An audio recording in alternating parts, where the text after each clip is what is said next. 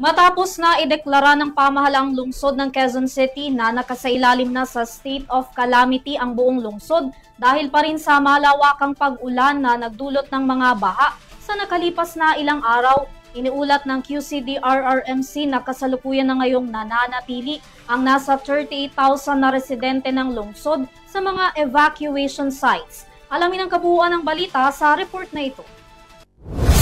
Sa libu-libong mga residente sa Quezon City ang lubusang apektado pa rin ngayon ng walang tigil na pag-ulan na nagdulot ng mga pagbaha sa maraming lugar sa lungsod.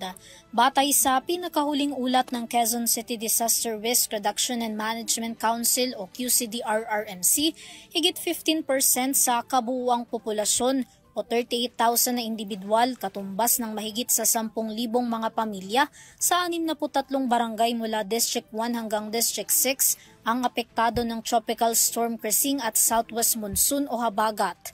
Sa kabuuang mga bilang, higit sa 35,000 ang nananatili ngayon sa 157 na evacuation sites na nakatalaga sa bawat barangay ng lungsod.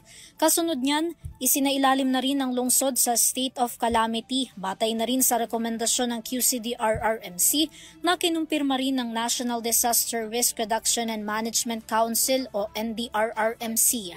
Sa ilalim nito, maaari nang magamit ng lungsod gayon din ng mga barangay ang kanilang Quick Response Fund o QRF upang mas mabilis na makaresponde at makapagbigay ng tulong sa mga apektado nilang mamamayan.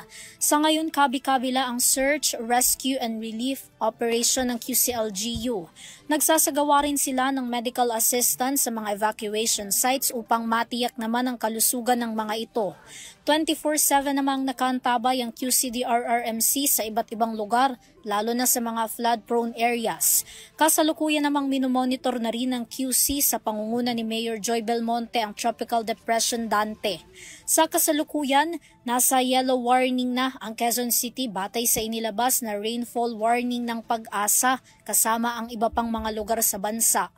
Para sa EuroTV News, Vanessa Cleofa sumasaludo sa bawat Pilipino.